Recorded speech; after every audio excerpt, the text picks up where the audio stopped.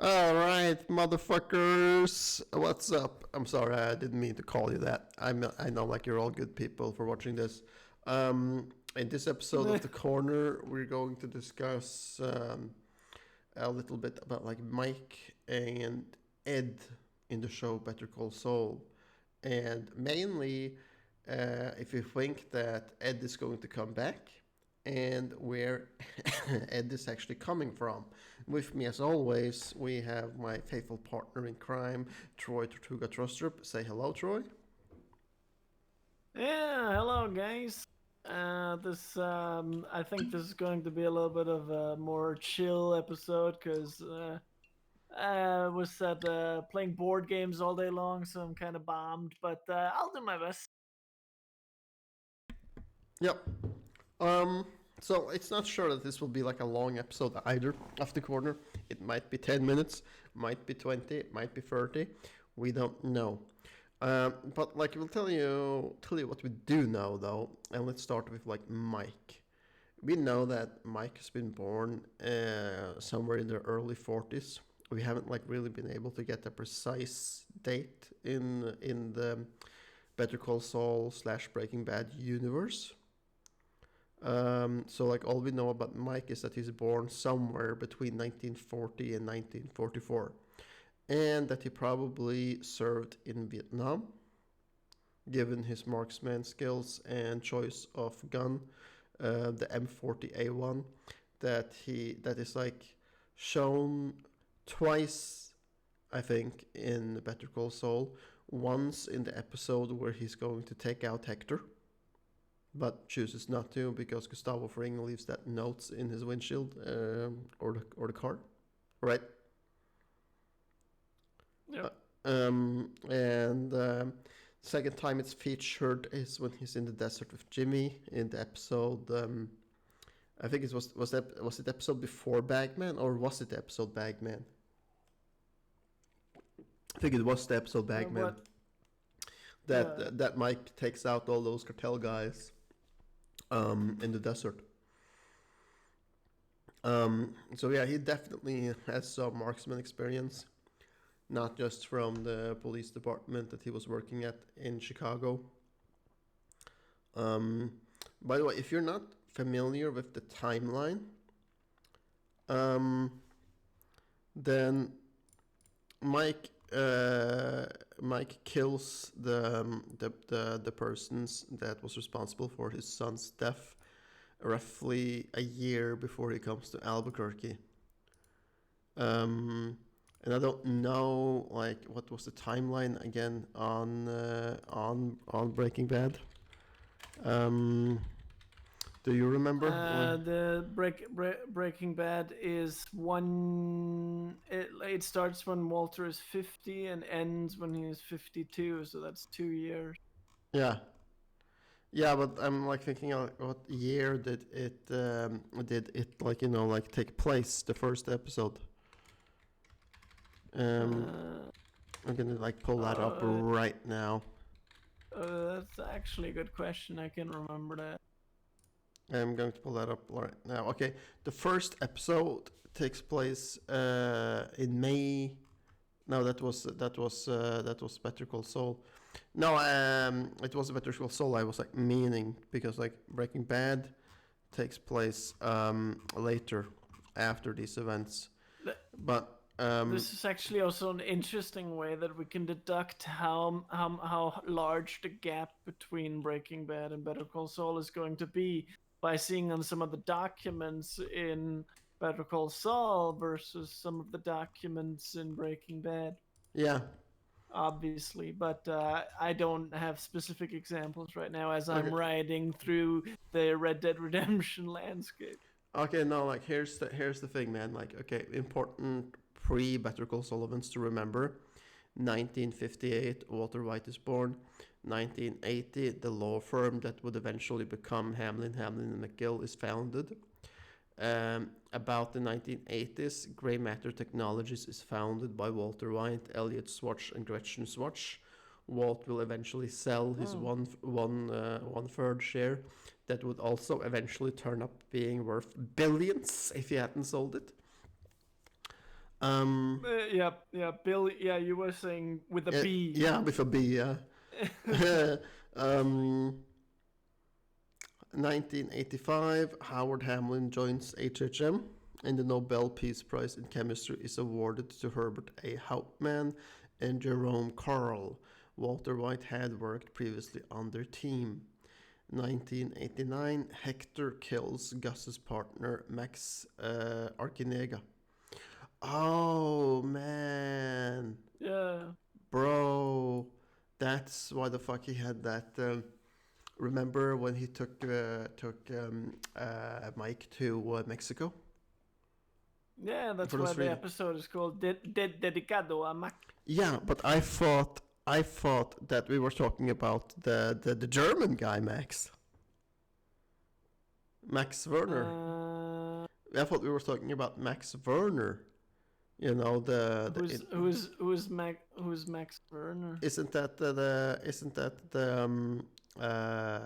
the engineering guy that's building the bunker? No. That's Werner Ziegler. Oh, There's even in the pilot episode of season 5. There's like half a minute where Lalo is sitting in his chair trying to pronounce his name. okay, right. Werner Ziegler. Oh, Ziegler. And okay, the got funny it. thing is, I actually watched that very same episode in German because that's just recently it was released on Netflix in German language where they dubbed it.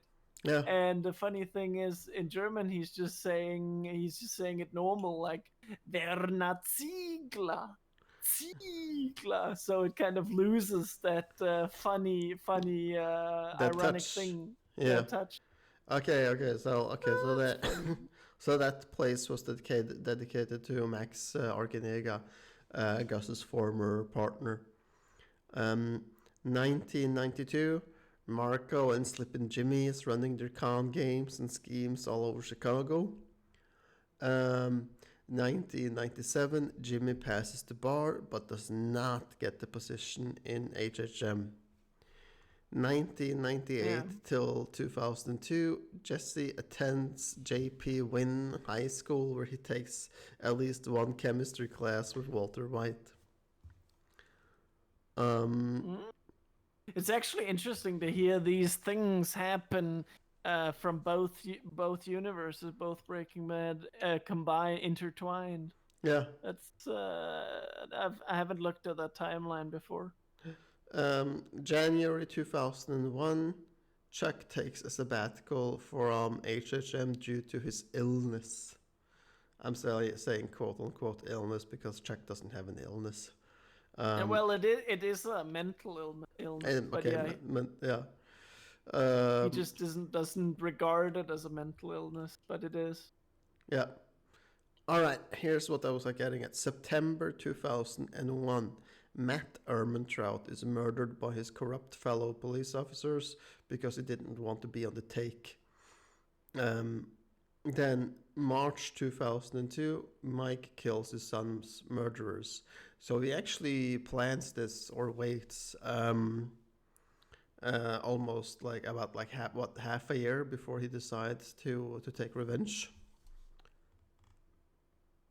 And then that's Yeah. that's the end of the timeline before we start the timeline in Better Call Saul, which just starts like 2 months after Mike has offed his son's killers. But yeah, like what I was like thinking is that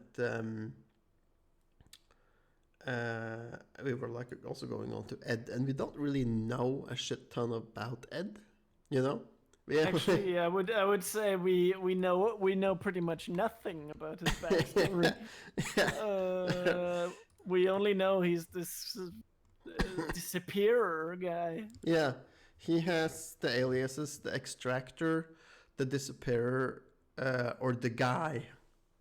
That's what we know him from, Yeah. right? Except for this, like we know almost nothing about him, except that he at some point chose to become a vacuum cleaner repairman and a salesman at one point in his life. Um, Operating this. Except that we might actually, I'm pretty certain that we've written about this too, that Mike knows him from his Chicago PD days, Yeah, we said that, but then or from Nam, yeah, so we they could either didn't be soldier buddies or police buddies. we didn't touch down if it was from Nam, and that was what I wanted to touch down on in this episode. Um, if he somehow could have met him in Nam, because they're about the same age, you know, Yeah, and they could both I have agree. served, but um, Ed doesn't really strike me as the police department guy or law enforcement guy. So I think that like it's probably like more possible that he has like been a CIA guy or something in that direction during Vietnam, extracting people from Vietnam, giving them a new identity. But still, like Actually, I would say Ed strikes me just as much as a police guy as Mike. yeah, But I think actually Ed might be maybe 5 or 10 years older than Mike. yeah, maybe. Like we don't even know that about him. We don't even know his birthday. No, Uh, no. so yeah, man, that could definitely be possible that he is like law enforcement from that. But still, he would have had to work in some kind of like witness security part of deal, um, regarding all the connects that he has, being able to set people up and um, Yeah, and that um, definitely. definitely, And he's got to be well connected as well. So yeah. So I don't know, man. I don't know. And also that thing that you uh, said where like where he calls Ed and Gene says, "Yeah, I need an adapter for a Hoover Max Extract Push Pro Model 60." Ed says, "Uh huh. yeah, We have delivered to you before, haven't we?" "Yeah, I'm in yeah. Omaha, Nebraska." "Mr. Takovich, that will be a very difficult part to obtain, and I want to warn you, it's going to be more expensive than the original." "How expensive?" "Double the price." I, And I love that line by Ed. That is like the best line of that scene. yeah, That part is going to be very difficult to obtain. yeah, It just covers. It is the best cover line he could speak. how expensive? Double the price, and we are still in a cash on delivery situation. That be a problem?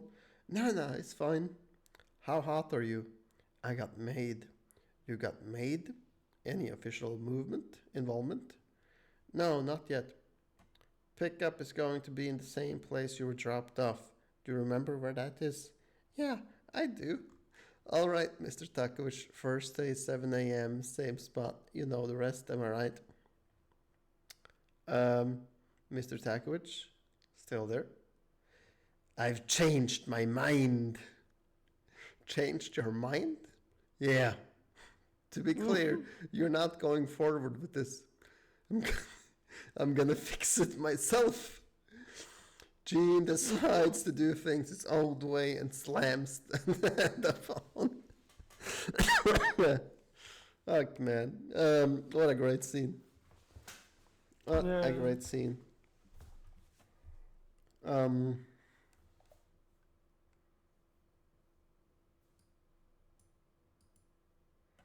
what I like more like about Ed was you remember when he was putting Walt in that cabin and Yeah. and Walt is so desperate. He's so desperate for for human connection at one point that he starts paying Ed like 10K at the time. Yeah, just for an extra hour. Yeah, for an hour. Holy shit, Yeah. man. What the fuck? That's a nice hourly salary Yeah, right yeah, there. yeah. So he would be able to just drive home. But I also like the professionalism. Is that the word? Yeah, it is. The professionalism of Ed there, because like he knows all the shit that Walt's done. He watches the fucking news, Yeah. but he still doesn't care because Walter is still there. No, no. Walter is just a money bag that's there, and he's there to pay him, Yeah, right? yeah, exactly. And So also his principles are like he doesn't care about what people do. He all he cares about is their money. yeah, like something that like I would like want to see more about Ed, because now of course we don't know how many clients he has a month in Albuquerque. Probably not that many, but still, he makes a decent chunk of change doing what he's doing. Um, I actually, I imagine that Ed's character must come from some sort of the same background as yeah, as Gustavo Fring's, because they're both they're both money greedy. But of course, Gustavo or Fring has it has more delusions of grandeur. yeah, but Like, like this is the thing, man. We don't know that. We don't know if like Ed is donating all the money to orphanages around the world, or what he's doing with it. We have no clue, and because yeah. we have never once seen Ed driving like Ed is like, I don't know. Ed is the definition of low profile. Because Yeah, holy shit, like the guy like does everything perfectly, with like driving beat down minivan or an old minivan, um, yeah. and But so does Fring, and Fring does even one better. He's hiding in plain sight. Um, yeah, although yeah, actually, like I don't know, man. I can't decide which one of them is hiding more because, like, uh, Gustavo. Hold on, there's actually stuff happening in the game right now. yeah. Just keep talking.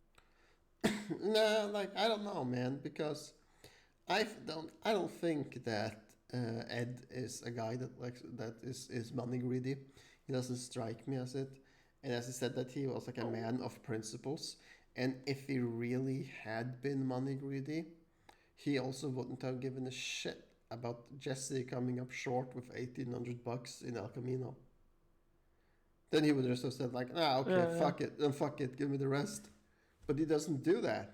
He stands fast on his principle, even calls the police on Jesse.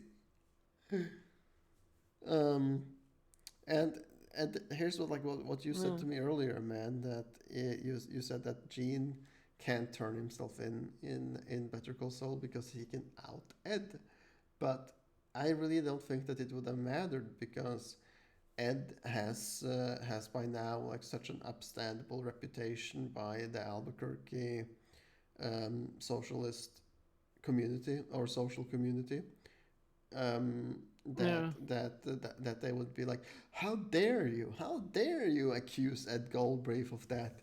He's a stand-up vacuum cleaner salesman and has been since 1990 something, or 1980 something for all that matter. Yeah. So no, Now, what like, was I saying? Like, yeah, I mean, it is true. I mean, like, I can't decide which one of them, whether it's Ed or it's Fring, who is the more what would you say, like, uh, hiding guy who's like who would. I would say Ed probably doesn't care about having like the notoriousness to it no, as Fring does. Like Fring actually, I don't know. Maybe you could even call him a psychopath who kind of enjoys the inflicting the pain on his enemies, especially when it comes to Hector. Yeah. Uh, but I don't know, man. That might be a long because this is only because of the rage that he has against Hector. That so that has turned him into a psychopath. I don't know if Fring was actually a psychopath even before that. I don't think so, but he was definitely a sociopath. Yeah. Yeah. I know he was. Um. Yeah. Uh, and Ed is not a sociopath in the same way. No. Um. But okay, you said that he was like way closer to like how Mike is. Let's like take like a beat on like where Mike comes from. He is a hardened Yeah, police officer from Chicago, um, who is like, I don't know. He's also mm. like past the point. He was also like past the point with morals in the police department regarding the story that he told with like half measures. Remember? Yeah. Yeah. Um, Yeah, that was already way before even Better Call Saul. yeah. So like his moral compass was already had already started becoming like fucked up back then. Not that it became fucked up, but he just stopped caring at some point. So at some point, Mike also lost all his morals when saying yes to, Yeah, yeah, all right, cause like I'll work for you and kill whoever the fuck you want. yeah, Didn't say that, but still, that's what he's doing, right? He has taken out like quite a number for on the orders of Gustavo Fring.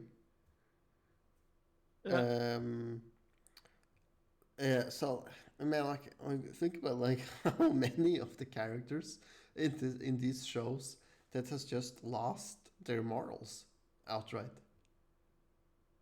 yeah. I Right? mean, the only one who actually seems to have reclaimed his morals at the end of season 5 is Howard. Although, like Jimmy does continuously keep to strip them away from him. Yeah, Uh, and actually, in a way, you can say that Howard, after he's bounced back after his depression in season 4, uh, you can say that he is actually turned his morals upside down when he wants to hire Jimmy.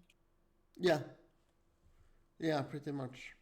But I think, I don't know. yeah, Like I think that Jimmy handled that situation wrong, and he should have just comforted Howard and seen that he was in a bad place.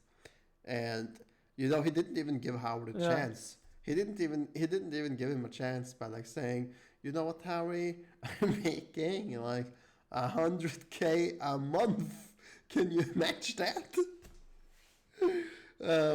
Because like yeah. I would have liked to see like a reaction like that if he was like actually being forthcoming and receptive to the idea.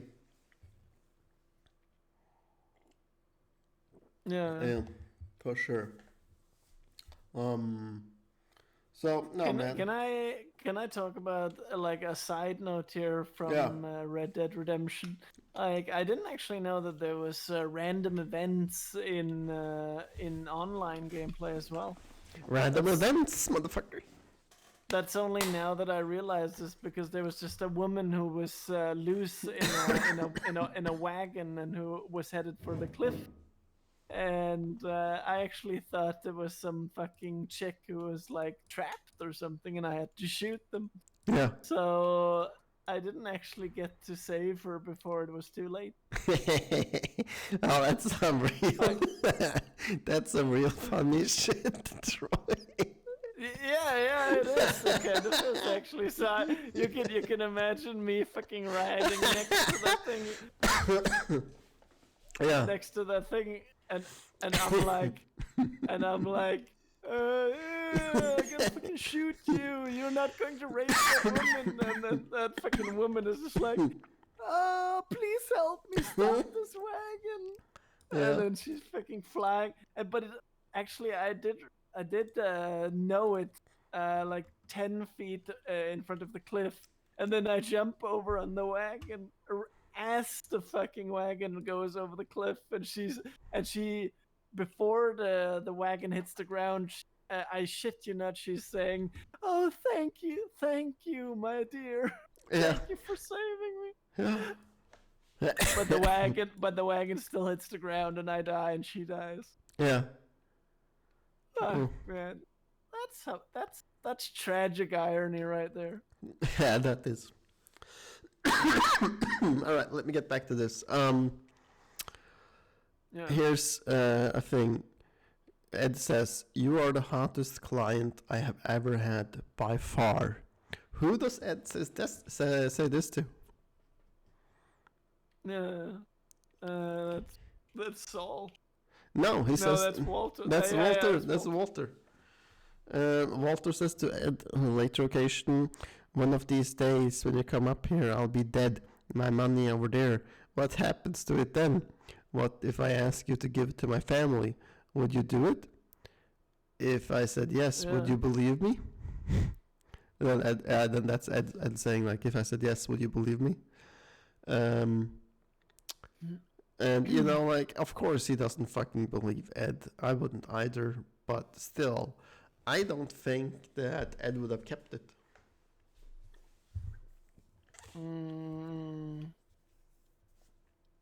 Yeah, I don't know, man. I mean, like, what else would you have done with it, though? Given it to the police?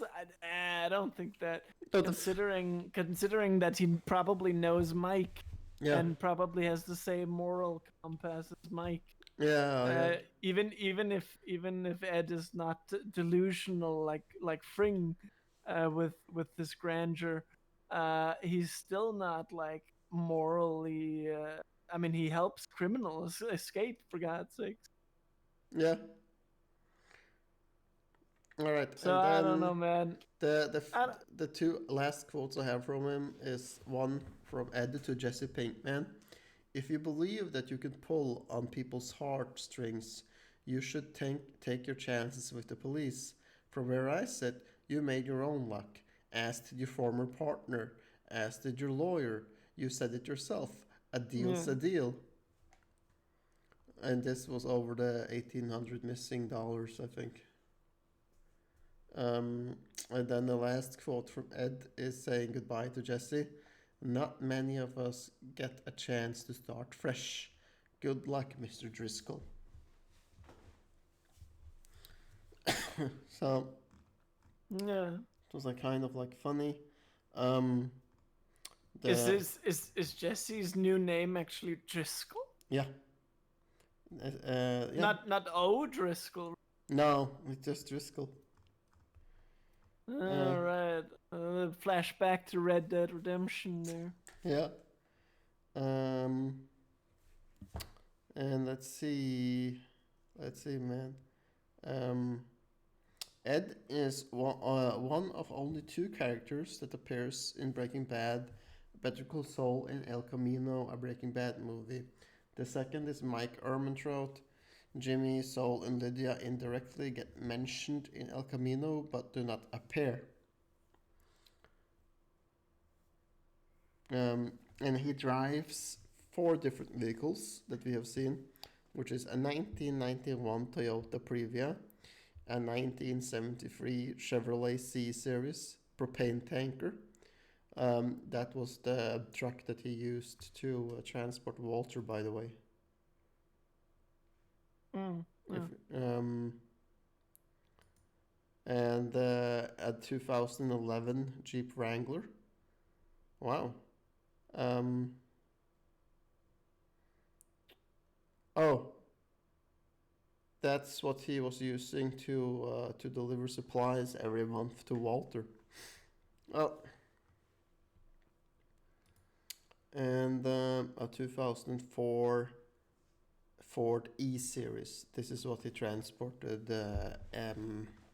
That's what he transported Jesse in when he smuggled him through Canada and into Alaska.